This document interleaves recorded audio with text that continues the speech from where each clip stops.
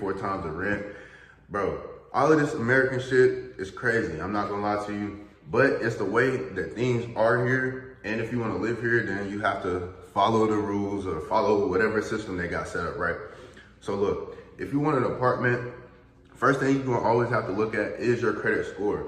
So if you have already went through an eviction, or if you have had some type of rough life, or something has happened in your life where your credit is messed up, a lot of times you will get denied. And realistically, that could end up causing you to be homeless for not having a good credit score. So my job is to stop people from becoming homeless.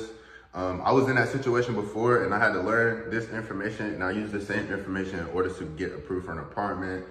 Pretty much any apartment I want to get approved for, I can get approved. So I am somebody who has a sauce. I've been through what you're going through, and I can help you get out of it. First thing you want to do, like I said, is look at your credit score. If you have a bad credit score, there's 2 things that you could do. One is you could set up a business. So you could create an LLC, and then you can apply with your LLC. The second way you can do it is by creating a CPN number. CPN is a 9-digit number that can be used for credit purposes. It is not used for jobs. It's not used for taxes.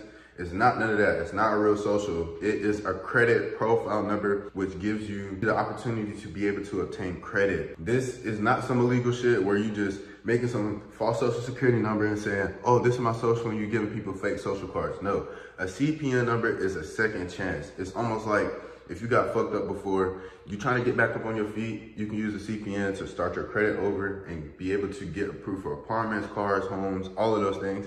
And then you can use that CPN number to start building your credit and to giving yourself a second chance. You don't want to use a CPN number to go commit fraud. You don't want to go out there and try to scam people.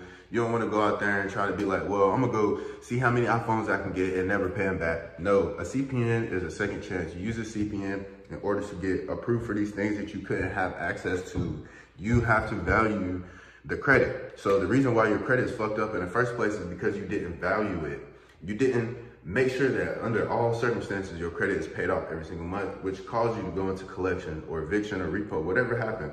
I'm not the person that's gonna judge you and say, damn, you fucked up because of going through this. No, I understand life happens, things go on. You have to navigate around those things. If something bad happened to you, you have to figure out how to get back to where you wanna go or to the next level. So you can use the CPN number to get approved for an apartment. Now, whenever you're applying for an apartment, you're gonna need more than your CPN number. You can't just make a CPN number and then go apply for an apartment and then just be like, well, I'm getting in. No, you have to make your CPN number, you have to add public records to it, then you have to add a trade line. You can get approved for an apartment with no trade line, but you need to at least have a very strong profile that has public records on it. If you don't have that, it's gonna be harder to get approved. Once you get your number created, then you're gonna have to get the approval documents. So there's 2 different ways. Whenever you're applying for apartments, they're gonna ask you for 2.5 to 3 times the rent. So if you don't make that amount of money, what you can do is before you move in, you can get a bank account that has Zelle or some type of transfer where you can send money to different bank accounts. So you set up a business account and then you set up a personal account and you get $1,000, right? Whatever you make from your normal job, you put it into your business account and then you send it to yourself from your personal account. Then you keep filtering that same money that you can show on your bank statements that you make money every single month. So if you need to make 3 times the rent, you take that $1,000. If your rent is supposed to be $1,000, you take that $1,000, send it to yourself 3 times. And that's gonna show that you have $3,000 coming in your bank account. And you can use that as your proof of income. You don't have to go out here and create false documents. You don't have to lie. You don't have to do all these things. If you do use documents, you must understand that these companies have verification systems in place. So you have to understand where data is being pulled from. You have to know why they're pulling the data and what companies they're using. So whenever you're doing these apartment applications and stuff, you need to call these places and say, what third-party verification system are you using? You want to make sure that your information is being protected, or you're not putting your information in a place where somebody could risk having it taken. So that's what I tell them. I say, I want to know what your third-party verification system is so that I can make sure that my information is protected. They're going to tell you. And this is how you choose which information or what documents you use. So there's different types of documents.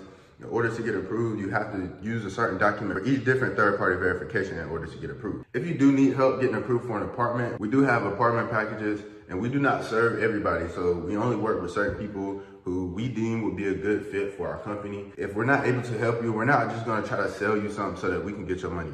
No, we only work with certain people who we can help. If we can't help you, then you have to either learn it yourself or you have to go to someone else. I'm sorry.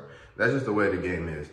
We want to help our clients. If we can't help our clients, then we can't help you. You feel me? So if you are someone who wants to move into a new apartment, you need access to new credit cards, new loans, or if you just need your credit repaired, you can book a call with our team in the link in the description, and we will see if we can help you out.